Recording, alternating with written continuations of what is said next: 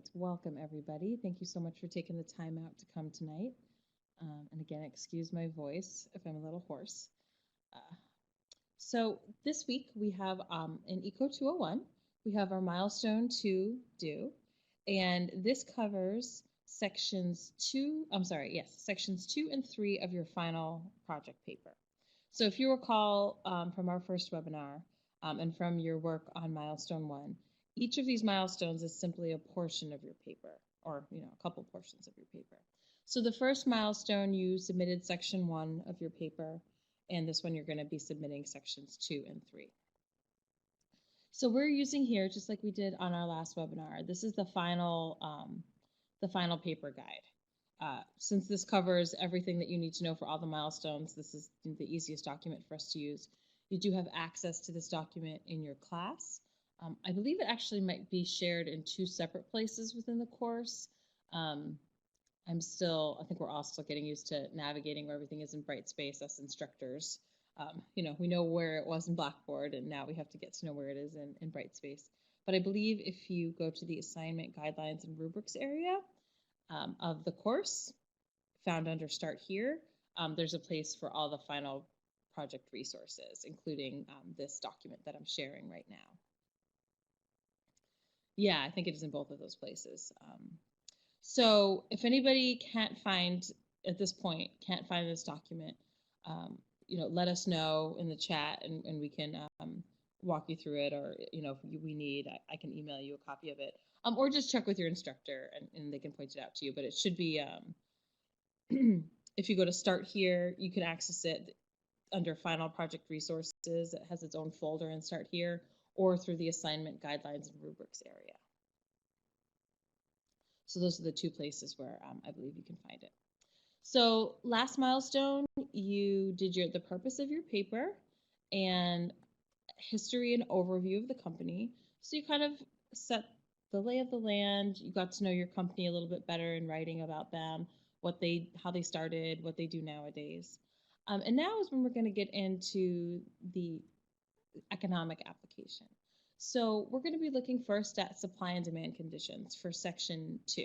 So this is the first section you're going to cover in this milestone. And this section has 2 critical elements that you're graded on. The first one asks you to evaluate the trends in demand over time. So when we talk about this, and this is where some students make a mistake, is that they just look at demand for the company's branded product or service. So what I mean by that is, if you are writing your paper about Ford or General Motors, you're only writing about Ford cars and trucks or GM cars and trucks instead of demand for all cars and trucks, or maybe even all transportation. So you want to look at the demand overall.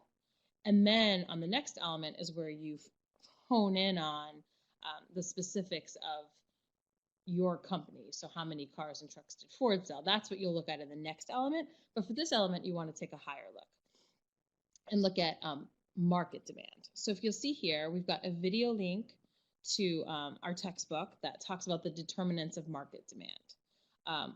These are some of the things that you'll want to try to address in this section. You don't have to have them bulleted like I have them here. Some students do try to do that, and that can be appropriate. But this is more just to give you a sense of the kinds of things that influence market demand, so you know what to look for in your research. Some of these things we have listed here are going to be more impactful on the market that your company's in than others.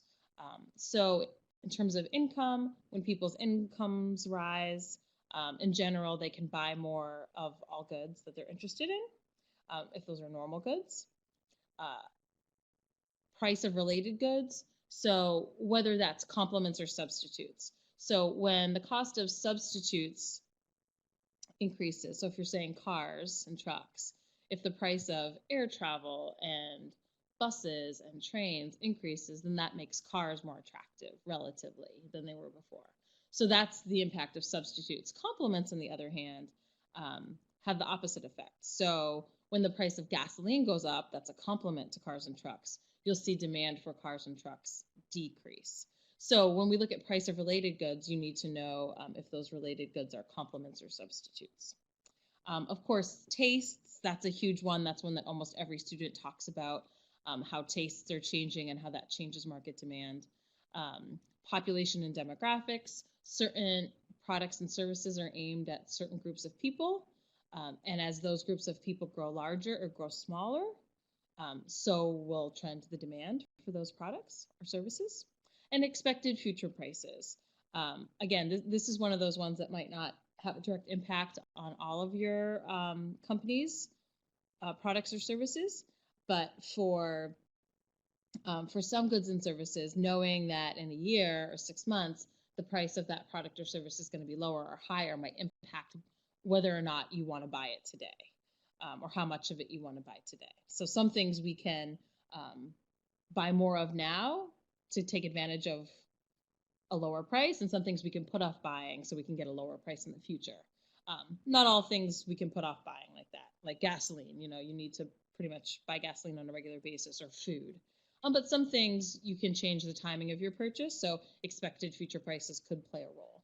So these are some of the things to consider when you're looking at trends and demand for your product or service. So Eric, that's a great question. He asks, are we doing this at the national or global level? It depends on your company. So if their relevant market is the US, you would focus on US demand trends.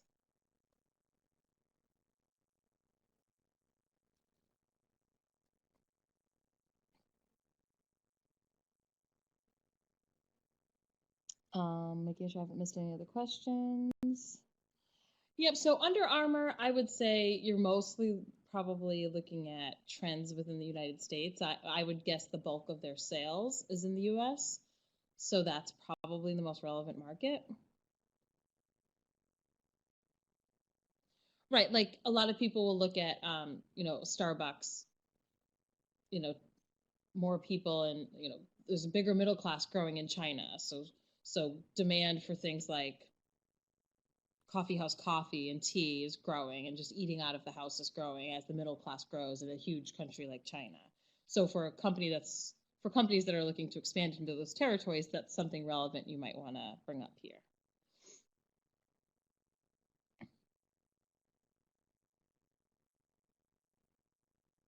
Yeah, so ExxonMobil would probably, you would look at demand for gasoline. You could look at that globally. Yep.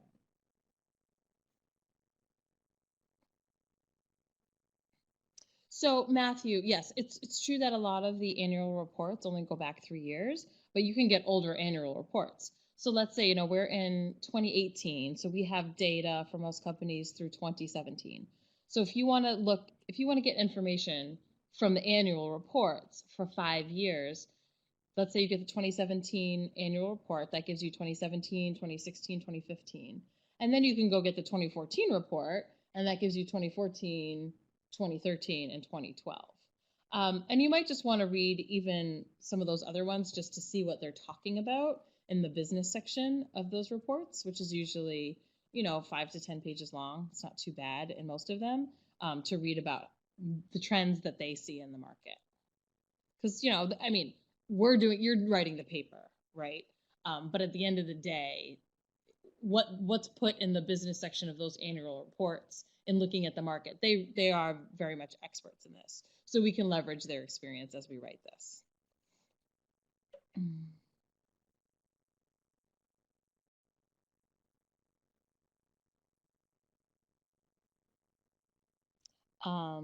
So Thea asked, how far do we need to go back for the evaluation? Yeah, in terms of hard data, Thea, as Ellen mentioned, we're looking for at least 5 years, especially on the second element here, which I'll get to in a moment. But in terms of trends, sometimes if you're just discussing general trends, you might need to go back further. So like a trend in terms of tastes and preferences, that might have been something that's building up over time. And maybe limiting yourself to 5 years doesn't help you tell the right story or the true story of what's going on. But in terms of data gathering and revenue for your company, which we'll talk about in the next element, at least 5 years. Glad you found it, Mustafa. That's great. So does anybody have any more questions about looking at market demand before we move on to demand and supply for your firm's product or service?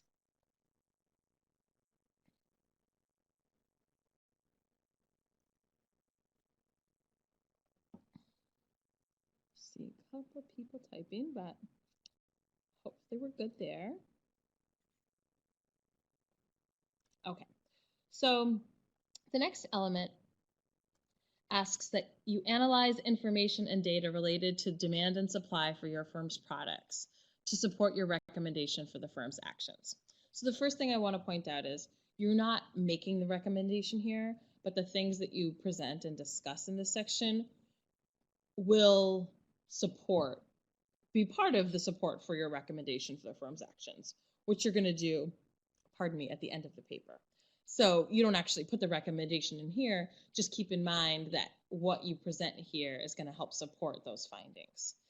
So always good to have that in the back of your mind. The first thing that we're looking for here is just the relevant data. So this is like kind of the baseline to start your analysis. So because you all are doing publicly traded companies, you have access to things like sales and revenue. Really, those are the same thing. One company might call it sales in their annual report, another company might call it revenue. But all that is listed in their annual report. Some companies on one report will give 5 years of data, some will give 3. We're asking that you at least get 5 years to show a full trend. So you might need to, like I mentioned before, get some older annual reports to fill in those gaps. And you can certainly present more than 5 years if that's important to the narrative that you need to tell. So some companies might have had really spectacular growth from 7 or 8 years ago, and you want to capture that in what you're talking about instead of just looking at the past 5 years, for instance. Matthew, this webinar will be shared with all instructors so that they can then share it in the class. And you can always go to our SNHU Eco playlist on YouTube. So once you've got the sales or revenue, however they refer to it, that's your baseline. Now there are some other data points that you might want to look at depending on the product or service that your firm provides. So for example, if you're doing an automotive manufacturer, you might be able to get data on the actual number of cars and trucks sold. In that example, you could even get them by type of car. And that will speak to some of the trends you might have spoken about before. So maybe in automobiles, there's been a trend, people's preferences have changed and they want more SUVs or they want larger cars. Maybe the opposite is true. Maybe people are interested in smaller cars for whatever reason, or better fuel mileage or what have you. So you can now get some hard data for your company in particular. Okay, well, how do their sales look for those things on a more detailed level? So you can look at each make and model. For something like Netflix, you could look at number of subscribers. For a retail company, you could look at number of retail stores. So those are some other things, other data points beyond just revenue that you could share that will speak to demand and supply for your firm. Another one might be number of employees.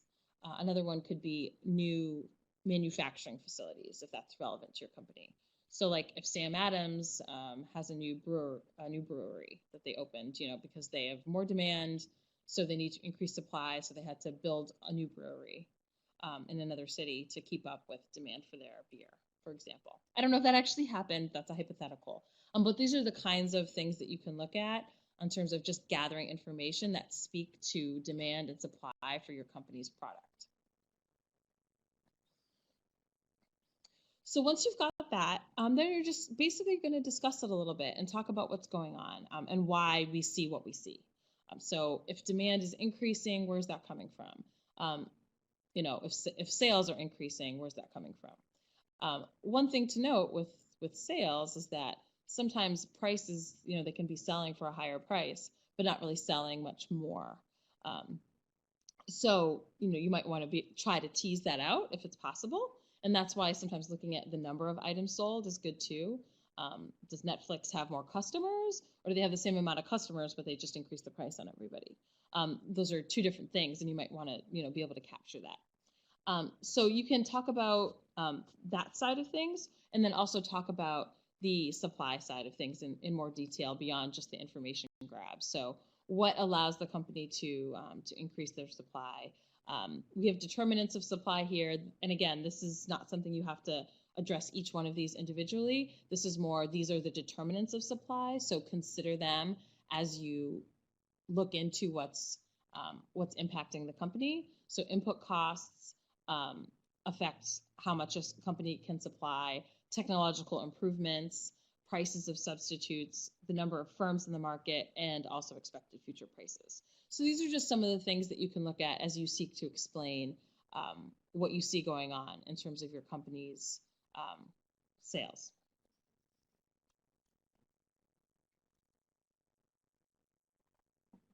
Sarah, that's great. I didn't know that about Sam Adams. I mean, the craft beer market is a super interesting market to study. And I love reading the papers about it because I'm a craft beer drinker, and I haven't read a Sam Adams paper in a while, so I'm interested to see over the past 6 months how different those papers read as things continue to evolve in that market.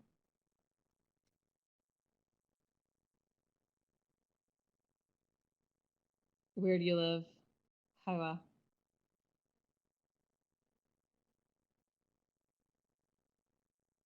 Yeah, so that's where Ballast Point is from. I'm probably pronouncing that wrong, but and they were bought by one of the big ones, but they've got some great Hiwa. Sorry, they've got some great brews.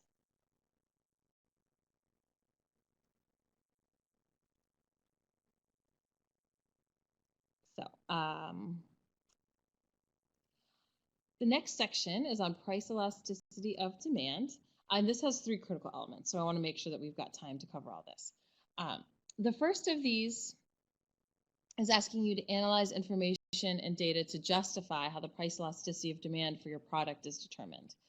So the first thing I want to say is that for most of you, you're not going to have the information you would need to actually do a price elasticity of demand calculation. You need current, quantity, and price, and then you would need a past quantity and price, and then you need to use those to get a price elasticity of demand calculation. But if those 2 amounts are too far apart in time, even if you are able to get them, sometimes there's been a shift in demand that can sort of hide what the real price elasticity of demand was. So even if sometimes you are able to find that information, the timing of the information is such that it's not going to give you a reliable number. There are a couple instances where people can find a very quickly implemented change in price and get the quantity and are able to do it. But for most of you, that's just not going to be possible, and that's okay. So your goal here is really just to say, is price elasticity of demand elastic or inelastic? And give some justification for that before you get into the next element, which is about the determinants of price elasticity of demand. So there are a couple bits of advice we have here about how to go about determining that apart from the determinants of price elasticity of demand. So there are some behaviors that companies exhibit when demand for their product is either price elastic or price inelastic. When companies give sales very frequently, that generally points to elastic demand. When companies don't really seem to compete on price, but compete on branding, niche marketing, enhanced features, but price doesn't really seem to be where they're competing, that often speaks toward inelastic demand, price inelastic demand. So those are some of the things that you can look at to give you data to justify whether demand is elastic or inelastic.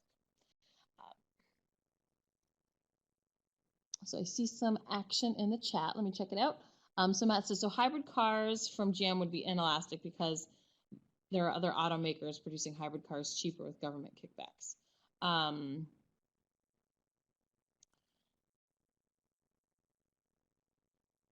So Matthew, I'm not sure I follow the comments. Ellen seems to. So. Right. Generally, the more competition there is, and we'll get to that in the next element, the more competition there is, the more elastic demand is because you have many other options. So if GM tries to increase the price of their hybrid cars, people can just go to some other car manufacturer and buy a hybrid car that they find similar enough. Right. So gasoline is a good example, Marja. So I know that it's covered in our textbook. I know that we have had the discussion last week about gasoline. A lot of that was centered around the determinants of price elasticity of demand, which is our second element in this section. But if you just think about it from just a data grab way, when the price of oil increases, which is an input to make gasoline, of course, so they're not the exact same thing, oil and gasoline. But when that increases, all the gas stations, increase their prices accordingly. They pass that cost right along to the consumer because they know that the consumer needs gas and is going to spend the money. So the fact that they always push those increased input costs onto the consumer speaks to inelastic demand. And that they're able to. But any one particular gas station has to compete with all the other gas stations in town, so they can't make their prices higher than everybody else's. But as a whole market, it's inelastic demand. So that's, two ways of looking at it. In terms of this section, you can also look to general economic research. So the gasoline example is great. There's lots of economic research on the price elasticity of demand for gasoline. So you could go out and get that information, include that in your paper, say this is what the research says about demand for gasoline in general. And then when you boil it down to your firm, you know that any given company, the demand for their product is going to be somewhat more elastic than the whole market demand. That's one of the determinants of demand. So if gasoline, demand for gasoline is very, very inelastic, then maybe demand for Exxon gasoline is only a little bit inelastic. If the demand for cars is elastic, then the demand for a GM car is going to be even more elastic, because once you get within a brand, you can always substitute for other brands within that market. So getting the price elasticity of demand for the whole market at least gives you a starting point, and then you can work your way from there to make a judgment call about whether demand for your firm's product is elastic or inelastic.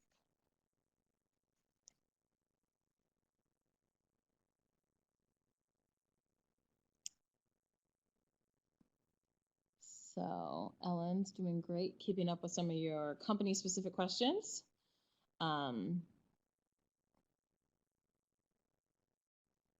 So again, looking at research on the general market, so price elasticity of demand for cars, price elasticity of demand for air travel, for clothing, for sneakers, I see someone talking about, for coffee, all that stuff you can find general research on. And then you can also look for pricing activity of your company. Do they offer sales a lot? Do they compete, instead of competing on price, do they compete on brand? Do they compete on features? That would point towards inelastic demand. So those are some of the things you can look for in this section. And then the next section is really where you're going to support that finding of inelastic or elastic, because now you're going to get to look specifically at each of the determinants of price elasticity of demand. So here, we've got the price elasticity, we've got each of the determinants listed just like before. According to the rubric, for full credit on your final draft, you do need to address each of these. Some you're going to want to spend more time with depending on the, the nature of demand for the product or service that you're looking at. But for full credit, you want to at least pay service to each one of these.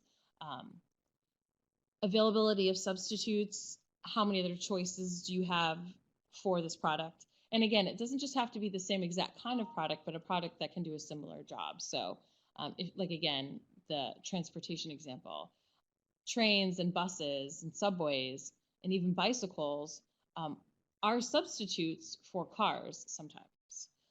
So not that you necessarily have to look at all those things, but just something to consider as you address that issue. Passage of time.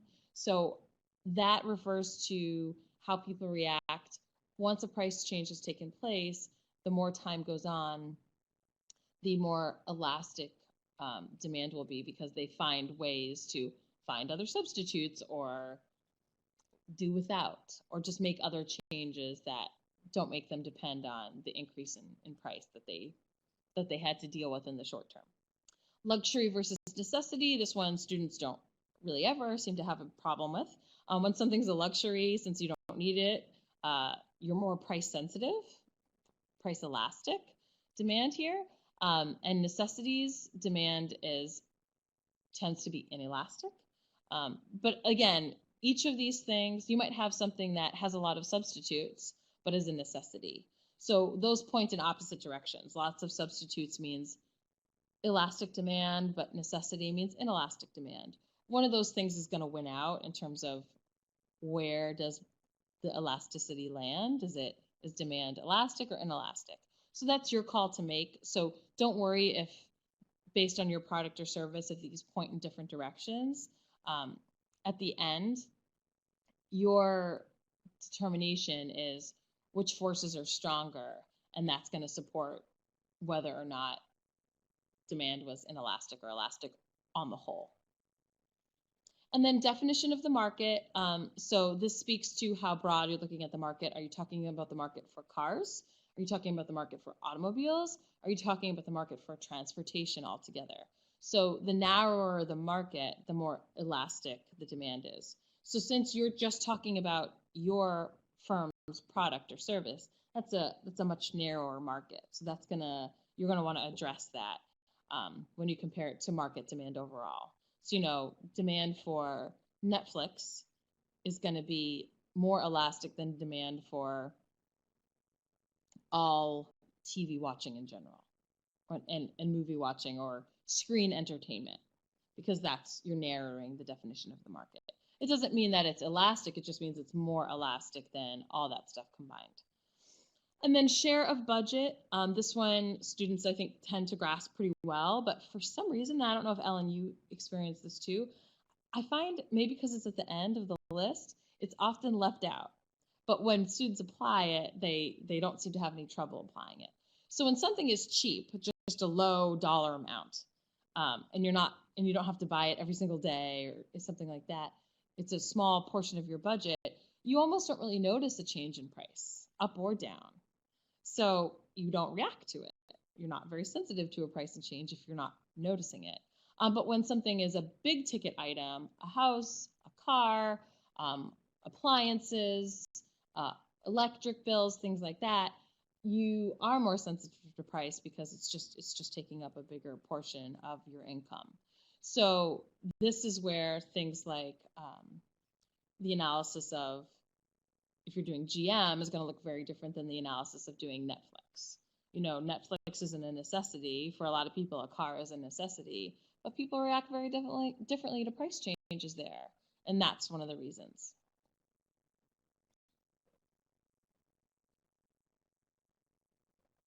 If Netflix doubled the price of their stuff tomorrow, they'd lose a lot of customers, but they wouldn't necessarily lose all their customers because people could afford it. But if GM doubled the price of all their cars, they'd be in a much worse situation. The last one, and I know we're over time, so macroeconomic students, I know it's 9 o'clock. We're about to finish with microeconomics, and we'll begin your webinar in a moment. So thank you so much for your patience. The last element is asking you to assess how the price elasticity of demand impacts the firm's pricing decisions. So given what you've shown about how customers react to a price change, whether it's an increase or a decrease, what does this mean for what the company does, and how does it impact their revenue? So we've got the link to our textbook that describes the relationship between price elasticity of demand and total revenue. So you'll want to discuss that in this section. And if you can find to really go above and beyond and do a full credit job for the final draft, you want to try to find some actual evidence of how the company has addressed price changes. Have they sought to lower prices in order to address price elasticity of demand needs, or have they sought to increase prices because they can, because of what they see in terms of price elasticity of demand? How has that looked? So, and this is where you're going to bring those two concepts together, revenue and price elasticity of demand, and hopefully be able to see what your company's done in that space. All right. Any last minute questions on the expectations for Milestone 2 before we switch over to our macroeconomics class?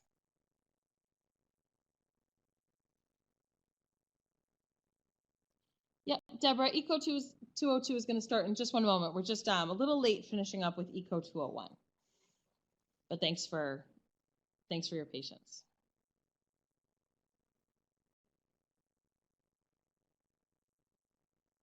All right. And the template is in the final project resources folder under Start Here. Or in the rubrics and guidelines folder. Yep. It should be in two places under Start Here. All right, thank you all so much. And thank you, ECO 202 students, for giving us those extra 2 minutes. All right. I'm going to pull up our ECO 202 stuff and we will get going.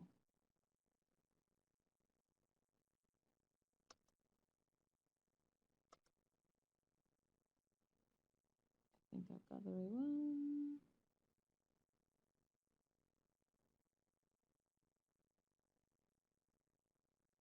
Okay. Oh, it looks so different in this format. Is this the right one? Yes. Okay, great. So for those of you who were able to watch our webinar last time,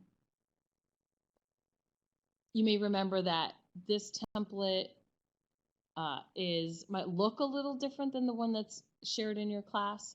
I thought that they got the updated, it's just the background PowerPoint template that, that's new designs for, our brand and keeping that consistent. So if this looks a little bit different, don't be alarmed. The content is the same, and you don't actually even need to use this look, the one that's provided to you. You can pick your own background, slide look, and all that stuff. Or you can keep it as is, but don't be worried if this looks different than what the template that you have access to in your class. All right, so Deborah says having trouble with the sound. Does anybody else have trouble with the sound? I know Ellen did earlier, but no one else on the call did, so I want to see if it's me. So Deborah, it might help if you log out and log back in really quick. Sometimes that does the trick.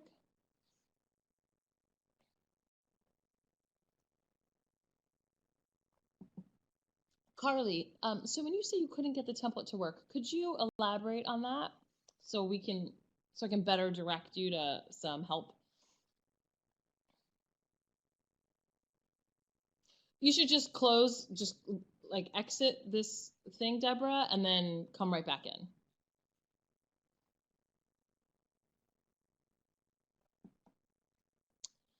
So Carly, is it, and I feel like I ask this every time and I can't remember, is it a PowerPoint or is it a PDF? It might be a PDF that's in the class, in which case no one can edit it. But I thought it was a PowerPoint. So you know what I think happens? This is a Brightspace thing. I think you have to download it if, and everyone's computer does it a little bit differently. So what I would suggest is that you call the help desk and they can show you how to download it. But the help desk will be able to show you how, Carly. So that would be my suggestion, just because everyone's device is a little bit different. If they can't walk you through it, they can log onto your computer with you and then, you know, click around and do it for you. But yeah, if you call them, that's the best way. And if you need their number, I can give that to you. But yes, everyone should be able to download it. And it might be a pop-up blocker thing. That's the other thing I'm thinking. But I'm not super tech savvy. I'm like just tech savvy enough to do an online job. So they are very helpful. All right, but without further ado, let's move on to some of the content tonight. Yeah, I mean, the computer stuff is, you know, when it works, it's great. And when it doesn't, you feel like trapped. So this is the stuff we've already covered. We haven't covered this slide yet. So if you're looking at the entire final project document, which is what I've got up here, you'll see everything in order that's in the final project rubric.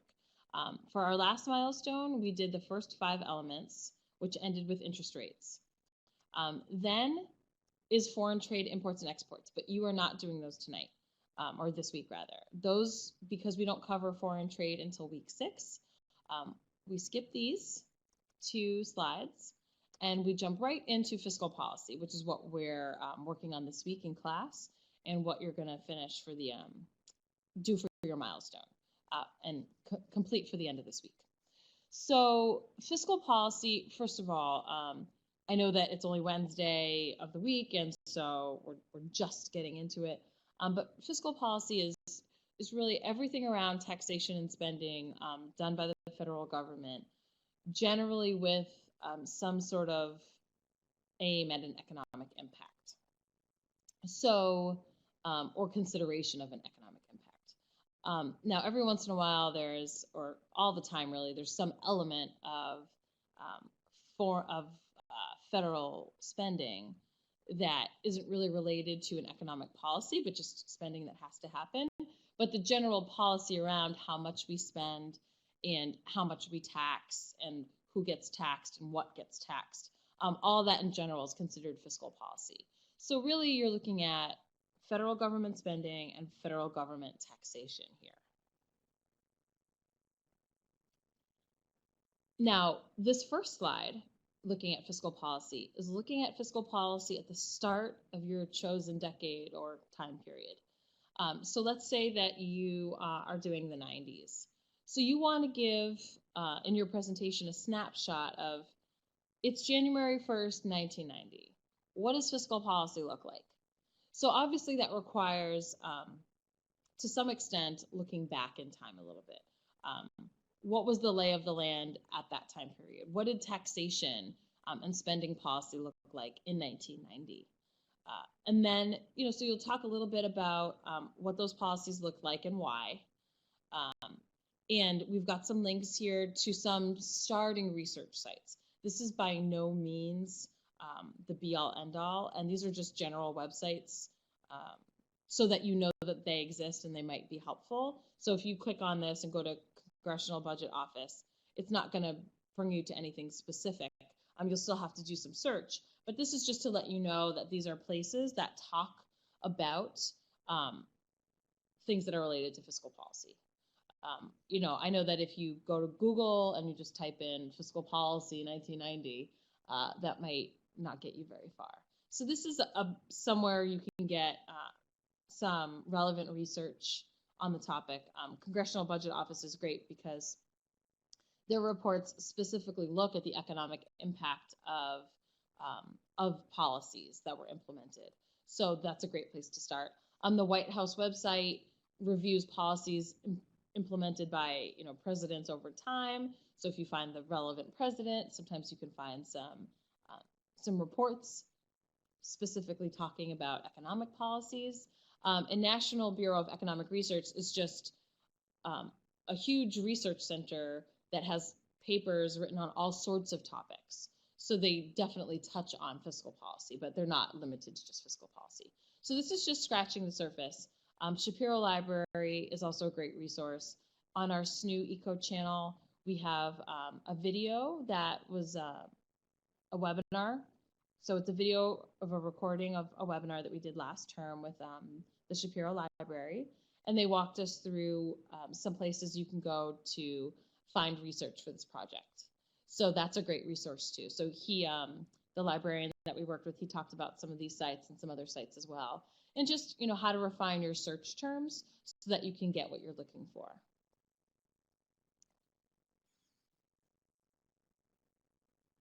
And as we note here, in terms of search terms, it really makes more sense to search by president instead of by year. That will just help you out a lot more. So let's say, you search, if we stick with the 1990 example, that would be Bush Senior. So if you searched for George H.W. Bush, fiscal policy, you just did a Google search, that might bring you to some random stuff, maybe to like his Wikipedia page. That's okay. Maybe you read his Wikipedia page and you see all these links to policy reports and analysis, maybe even analysis by the CBO.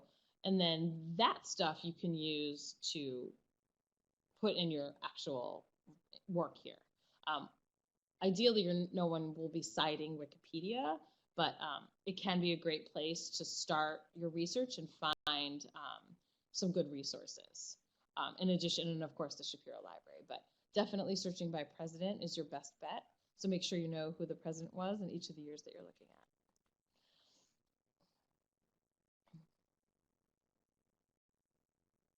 Yeah, Deborah, and of course, yeah, I know that not all students have read the book yet. I mean, I can appreciate the fact that it's only Wednesday. Ideally, everyone has done their reading already, but I live in the real world, so I know that maybe not everybody has gotten to that yet, and you'll do most of your work this weekend, but and throughout this week in class. But yeah, if anybody's confused about okay, what is fiscal policy, definitely start with the book before you do your research. Deborah's right that's a great resource for you. So it will make a lot more sense once you do the reading before you jump into this research and start trying to make sense of the policies, descriptions, and any analysis that you find.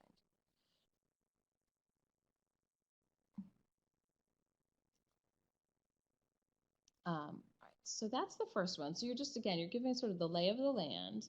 This is what the policies were at the time, and this is kind of why. And now the next element asks you to look at policies that then take place throughout the decade. So the economy is always changing, the nation's priorities are changing, leadership is changing. All of these things mean there's going to be a lot of policy action throughout a 10-year time span. So as the decade goes on, what fiscal policy actions are taken and why? What do our models specifically tell us about why these policy actions would be implemented? So, and again, this is just the theoretical part. These were the policies that were enacted, and this is how the model tells us it would work, and why it would work that way. The next critical element is going to be looking at, did it actually work out that way? So make sure you sort of keep those parts separate. But here, we really want you to be able to show to your instructor that you understand how to apply these models. So you don't have to apply all of them. Let's just say you stick with the aggregate demand, aggregate supply model. There was expansionary fiscal policy. You would obviously talk in a little bit more detail about that. What was the expansionary fiscal policy? And give some background information on it. But then you could use the model to say, okay, when there's expansionary fiscal policy like this one that was enacted in 1990, whatever, this is what we would expect to see based on that model.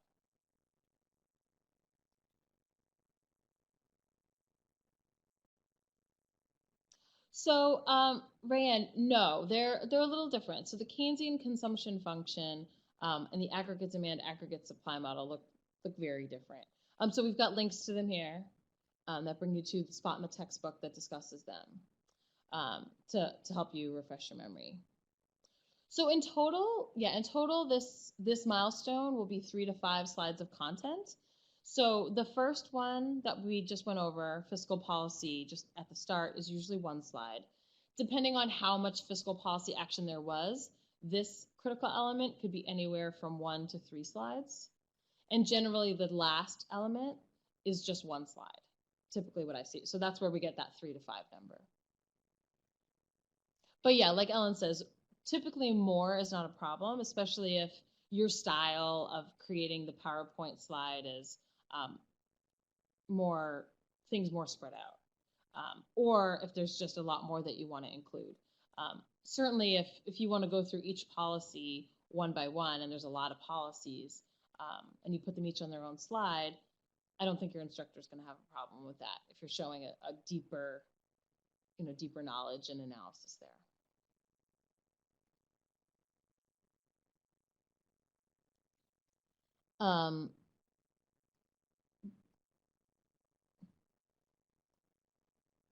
Deborah, I don't know if I missed one of your questions. The chat escaped me.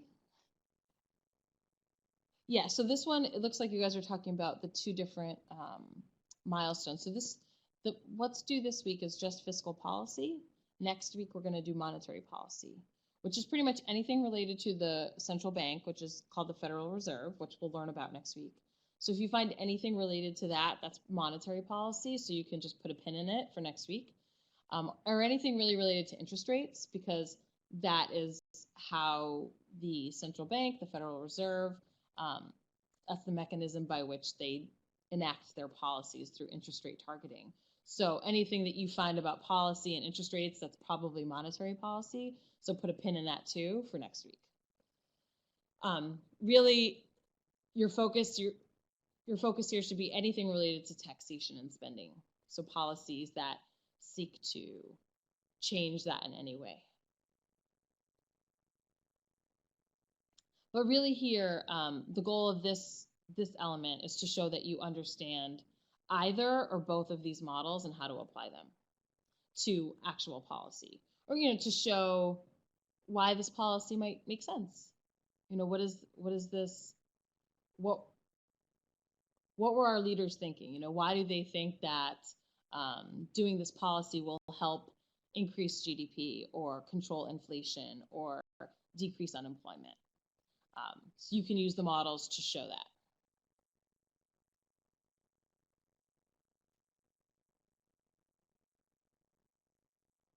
And then the last element, so this is just 3 elements, so it's a little bit shorter than what you had to do with the first milestone, so that's hopefully a little bit of a relief.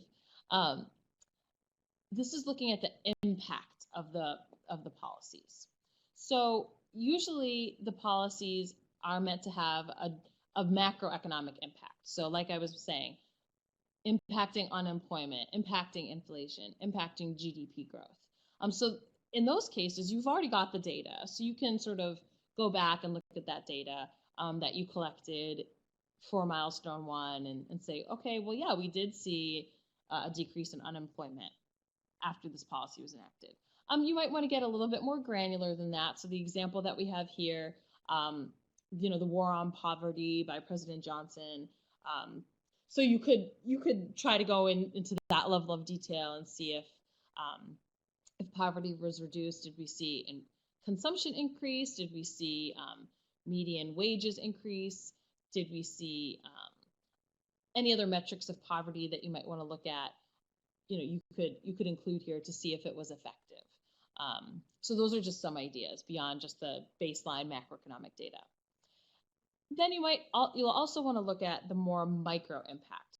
So how were individual households and businesses impacted? So different policies impact different actors within the economy. So some policy changes only impact a certain subset of people. So you'll want to see how those people were impacted. So those are some things you can talk about in this section as well. And we just want to remind you that not all fiscal policy actions have the impact that they were intended to have. It could just be that the policymakers were wrong. Maybe they thought that this was the right policy at the right time, but it wasn't. Maybe they were overly pessimistic or overly optimistic. Maybe the implementation didn't go well. Maybe the timing was off. So there's lots of reasons why policy objectives may or may not be met.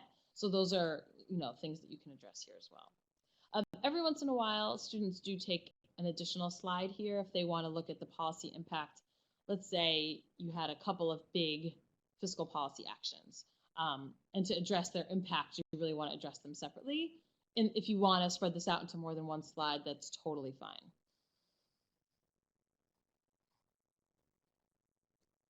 Donald has a great question. So he asks, would we want to look at policies put in place before our 10-year time period and see how that affected the economy during our time period? Yes, absolutely. You can talk about that here.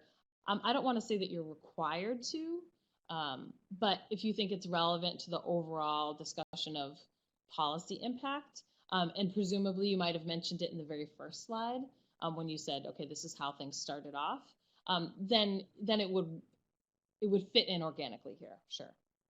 But I don't want every student to think that they have to do that as a requirement for this element.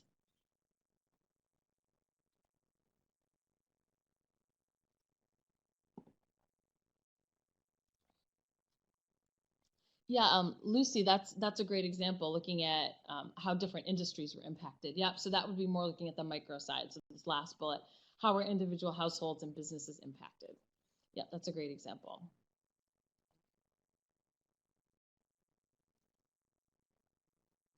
Yeah, so with the with the ACA, Obamacare, as it's more commonly referred to, that was obviously a fiscal policy because that involved a lot of taxation and spending programs that were newly put into place. And part of that was to increase the number of people that were insured, control medical health insurance and healthcare costs. So since that was one of the policy goals, it would make sense that you would want to see if it worked. So that's Lucy. That's a great example of a specific micro subset you'd want to look at. So in that one, like the healthcare industry or uninsured people.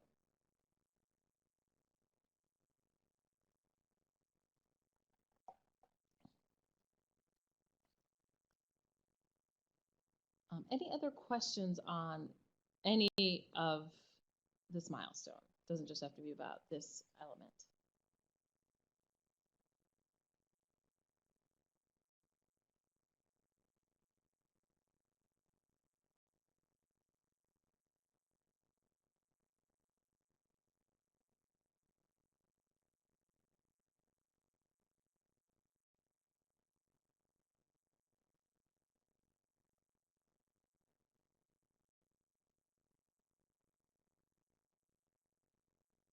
It looks like maybe not, which is good. Hopefully that means you're all ready to go. I think this is going to be a really interesting week for everybody because currently we're going through a lot of fiscal policy change. So you'll be able to think about these things in terms of current events too. And that might just help you just sharpen those skills about what this all means and how do I approach it. So it's when you're living in it, it sometimes is it's easier to understand, oh, well, when this happens, this is how I'm impacted, and this is how my business is impacted, and this is how the country in general is impacted.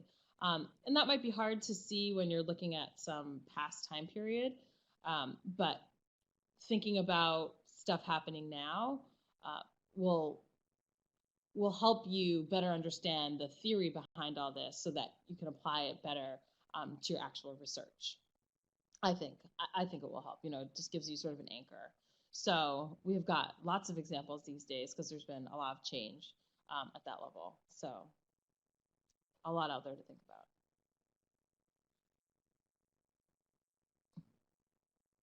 Donald, no, that was more of some guidelines to help you out in terms of the 7x7 rule, so that you don't. What that's about having too much text on the slide. I don't think instructors are specifically looking for that. you could definitely ask your instructor, but those were more general guidelines about using PowerPoint, because we know that a lot of students don't have a ton of experience with PowerPoint. So we provided you with that just to give you a baseline.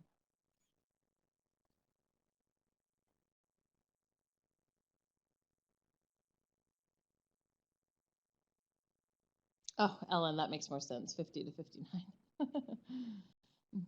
Yeah, so the 50s, yeah, the Highway Investment Act and the GI Bill, I think, are two that are great to talk about.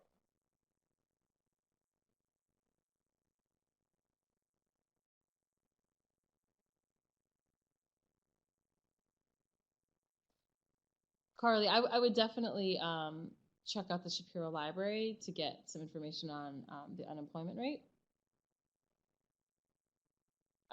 I'm sure that there's some research out there on that. I don't know personally offhand.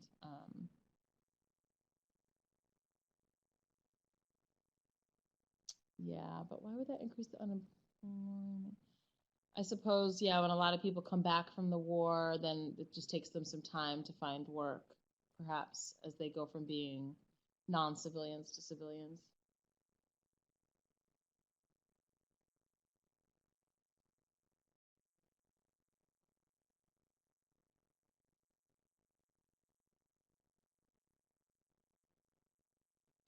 Beyond unemployment in the time period, no, but um, if you work with a librarian directly, if you're struggling just on the obvious search terms and nothing's turning up, um, you can work with a librarian directly with the 24/7 chat, and oftentimes they can help, even though they're not going to be experts at economics, but they are really great at teasing out search terms and helping find relevant information.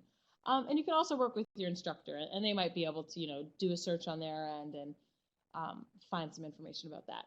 But also, if you go to like Eisenhower and you read his Wikipedia page, I mean, I don't want to tout Wikipedia too much on this phone call, but he's gonna every president, if you go to their Wikipedia page, there's going to be an entire section on economics. So it might discuss there some things related to unemployment and explain, maybe it was the Korean War, maybe it was something else. No, your instructors love talking about economics. I don't believe that they would dislike getting to talk about economics with their students. Now, APA, I don't love always talking about, but yeah. So my assumption is that your instructor's not sick of you, Carly.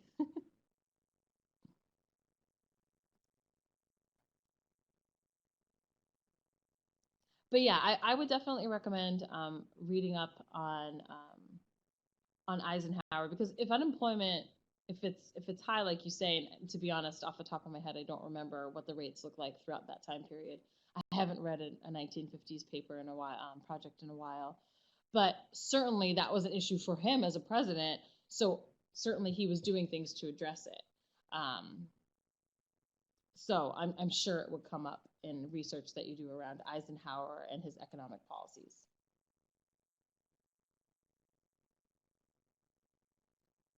Yeah, well, we definitely don't want anyone to feel dumb. I mean, it's very new. I mean, even though we live in it every day because we're part of, the economy, it's hard to see it from this perspective. But I think once you practice it and get used to thinking this way, it becomes much more natural.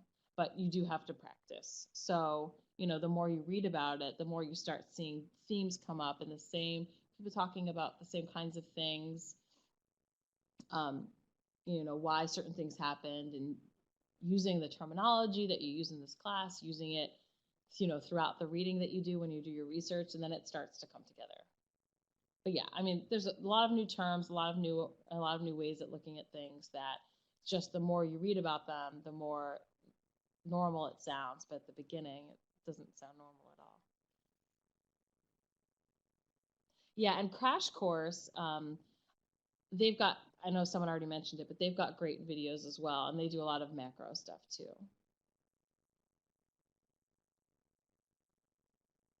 Well, I mean, if there's something specific, so I mean, Carly asked some specific questions about her decade. So Lawanda, if you have specific questions, that's what we're here for now. I mean, we don't just have to go through like me reading off this paper. I mean, we can address some specific concerns as well since we do have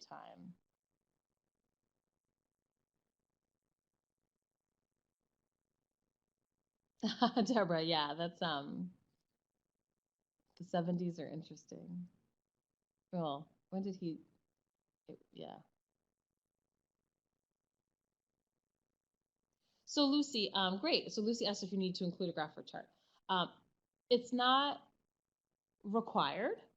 I think if you can create a very basic or borrow from somewhere, basic aggregate demand, aggregate supply chart, you don't need to have numbers included on it or anything, but that way you can show the shift in aggregate demand through the fiscal policy action, whichever direction it makes sense to go based on what the action was.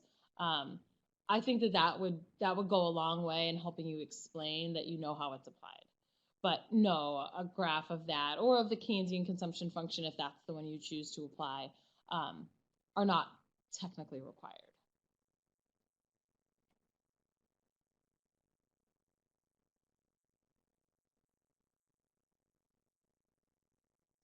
Oh, 110 hours a week, Donald, you're making me tired just thinking about that.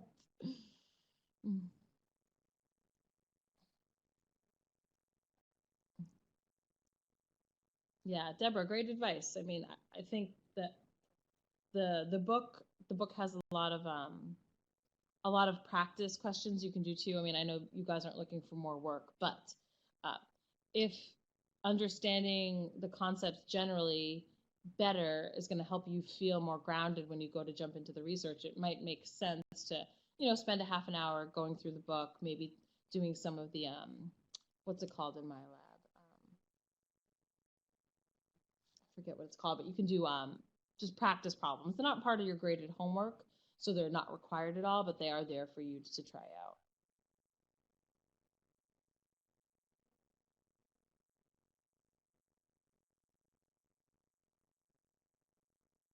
Yeah, and Carly, in the things that you're talking about where you feel like you get it and then you don't get it, that's the time where I think it's really helpful to post in the general discussion board because especially in these weeks, because we don't have a classroom discussion. So, and I mean, that's a good thing and a bad thing. The reason that we don't have a classroom discussion is because we recognize that you guys have a lot of work to do with this project, Milestone. So we don't want to put another writing assignment on top of that. But at the same time, you don't get to discuss these new concepts with the class. So if there's something you're confused about or just sort of want to like hash out to make sure that you're getting it right, post in the general discussion. Certainly your instructor will answer you, and then hopefully some other students will get in on the action too, and that'll make everybody feel better.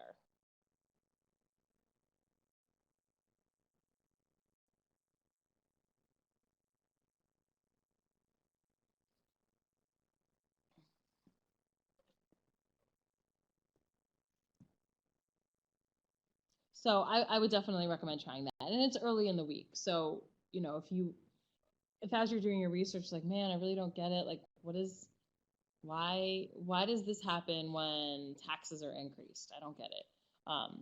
If it's something like that that's confusing you, just throw that question out there. You know, if you have the question, I guarantee you many other students in the class have the question.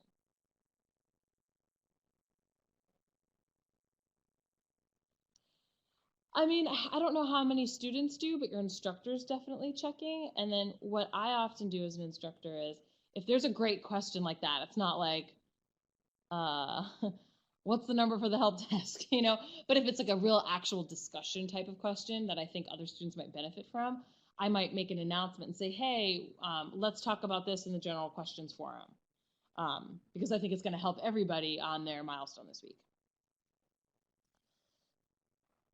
So your instructor can hopefully spur the rest of the class to get in there, but they will absolutely answer. I mean, it's part of the job.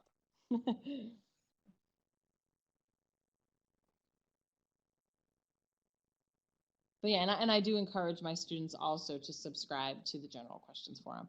I don't know how many of them take me up on that, but That way, if a question's posted and you're like, ooh, I was wondering the same thing too, then you can just follow it. Deborah, are you referring to micro, to Eco 201? So this, what we're looking at here is the same thing that's provided. Essentially, it's just in PowerPoint form for the paper. And then, yeah, and then of course the rubric guidelines has the outline.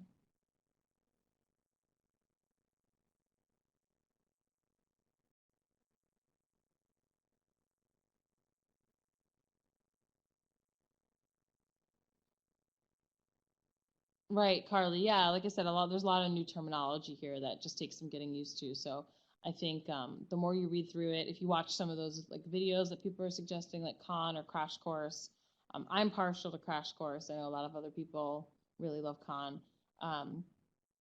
And then just read about this stuff as you do your research. Just, don't worry about what you're going to write. Just read it.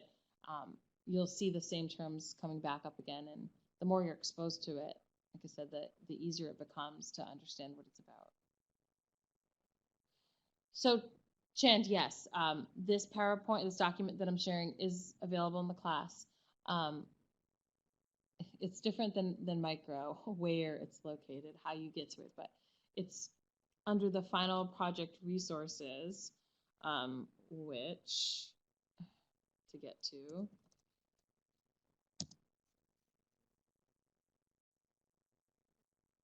Let me just double check the exact location of it, because I don't want to send you to the wrong place. Or if anybody online knows offhand, because you've picked it up, then you can just let me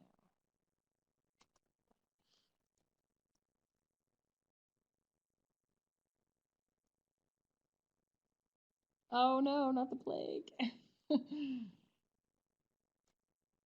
That's yeah, I mean, gosh, I know. And the classes move; they do move fast because we only have 8 weeks, so something like that can really throw a wrench in things. But in your course, if you go to learning modules, Jan, and then if you go to start here, actually, nope, I take that back. So if you go to learning modules and you scroll all the way down to the bottom, under module 8, you'll see final project supplemental resources. And then there's tons of links in here, but there's the Eco 202 final project template.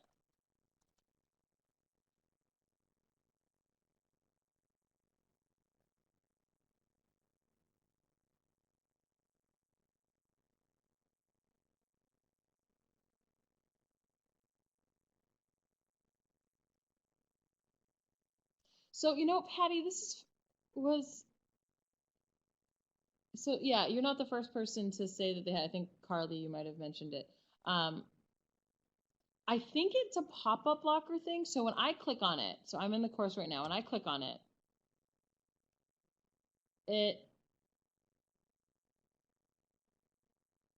it shows on the screen. But then you'll see underneath where it shows sort of the content, there's like a download icon, an arrow pointing to like a little box sort of thing. And if you click on that, it should let you open it up. And if it doesn't, it might be a pop-up blocker thing. But what I would do is call the help desk if that doesn't work.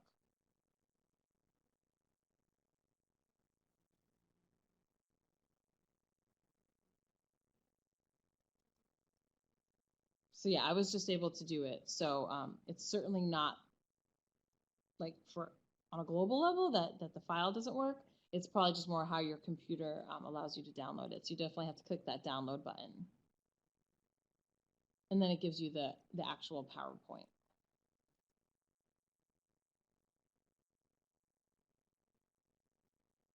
Yeah, and like what Donald said, he just makes up his own PowerPoint slides. That's fine too. Like I said, you don't have to use that same background or anything. You can pick your own template. PowerPoint's got lots of preloaded, pre-designed templates. You can design your own if you want, depending on your familiarity with PowerPoint. But, you know, we provide that one so you at least have something. If you're like brand new to PowerPoint, you don't want to have to figure that out. You can just use the background that we provide.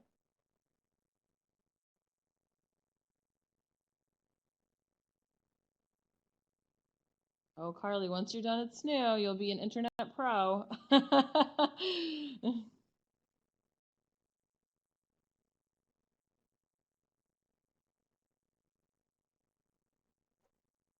It's inevitable.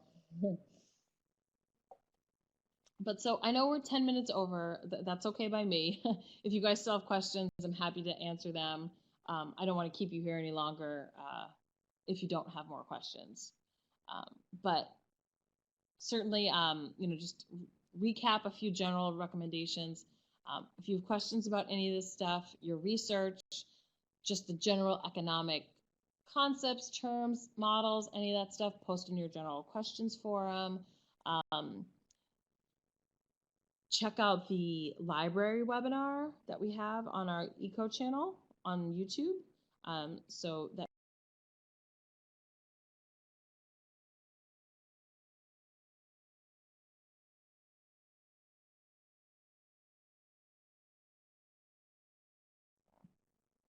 So Deborah, that's a great question. Yeah, I'm dying. I just had a coughing fit. Maybe that kernel is still in there. They don't know about the popcorn, Ellen. Only the microeconomics students do.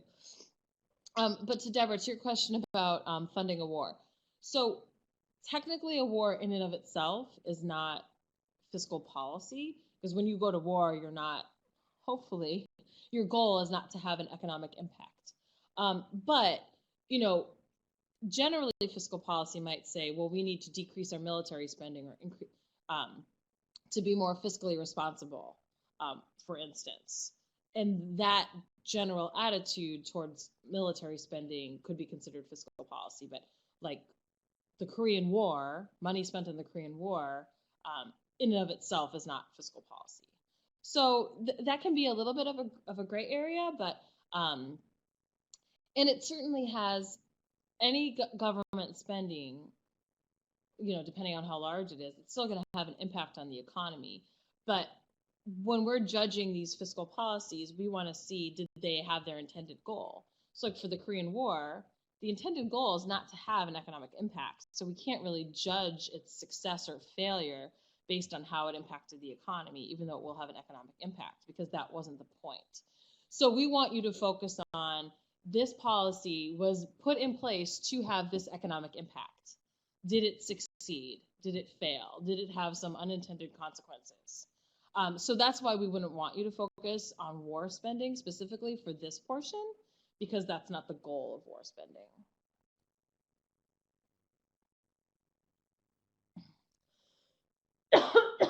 Does that make sense for the purposes of this portion of your project?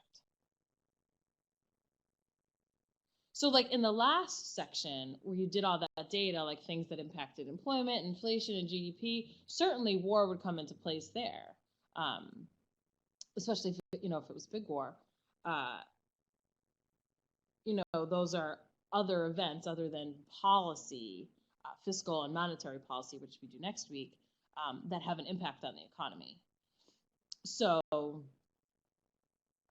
but for the purposes of this section, you want to look at policies that were put in place to respond to or to have a specific economic goal. And did it accomplish that goal?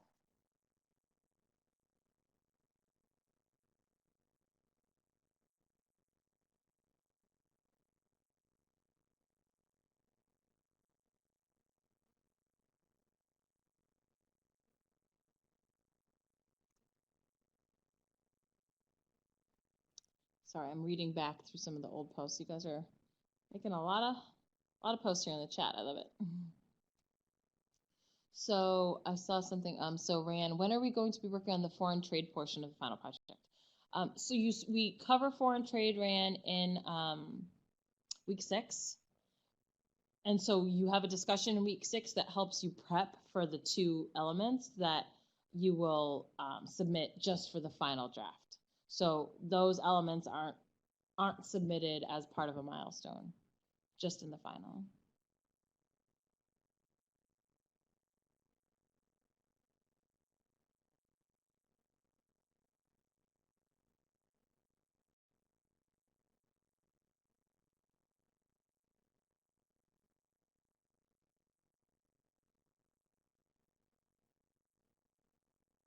So, Carly, now you've got me very curious about what the unemployment situation was in the 1950s, and I know that I'm going to end this call and start researching it. If I find anything good, I'll send it to you.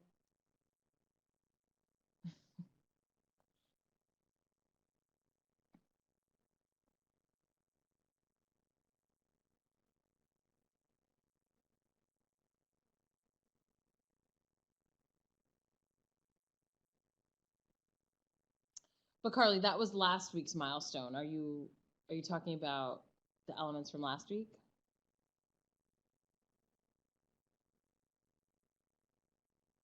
And you can also, okay, so that might be why I was having trouble connecting it to the discussion here.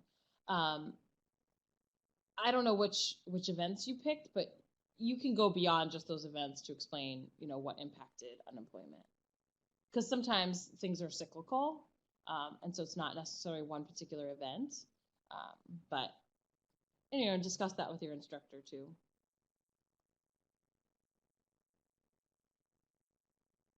I'm sorry if I missed that earlier question. Thank you so much, Deborah, for joining and for all your great suggestions.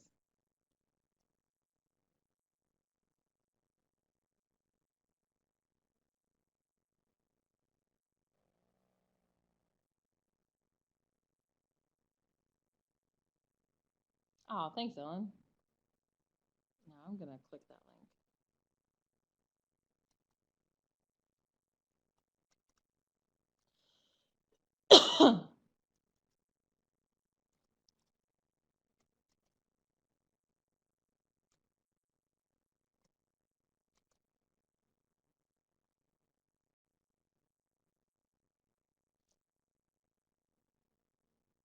But yeah, Carly, if your feedback from milestone 1, which you should already have, if if it was submitted in week 2, uh, might tell you how much work you need to do there, and if you're struggling to implement that feedback, that's an instance where you might want to work with your instructor one-on-one versus the general questions forum, since it's based on feedback you specifically got from that milestone. But if you've got stuff that's going to impact this milestone, questions, general questions, specific questions to the research that you're doing, that's the kind of stuff that would be great for the general questions forum.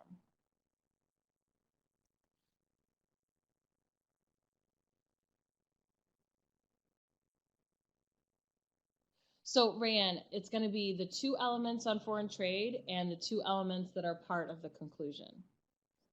So there'll be 4 critical elements that you add to the final project that were not part of the milestones.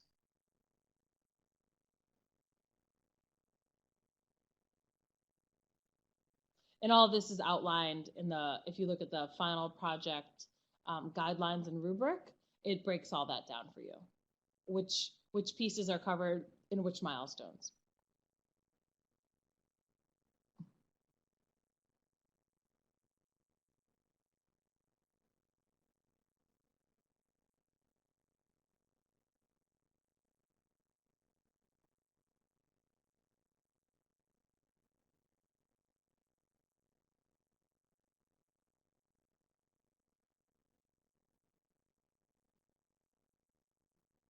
Yep, exactly. Yeah. Yeah, because we don't, well, your conclusion will be at the end, so that's why we can't include it, in a milestone. And the foreign trade, since we don't cover that until week 6 in our textbook reading, we obviously can't ask you to do it in the milestone.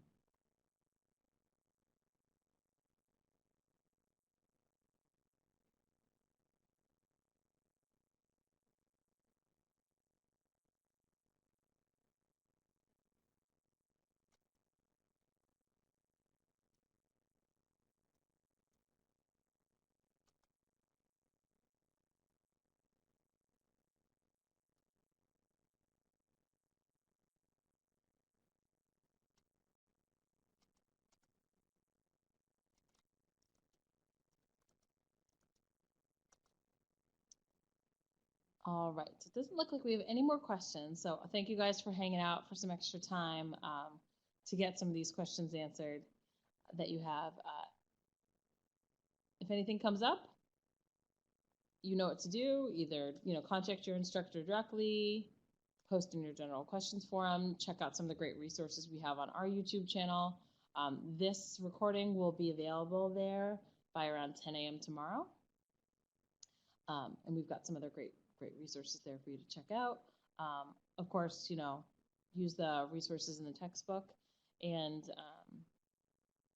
yeah, and between all that, everyone should be in pretty good shape.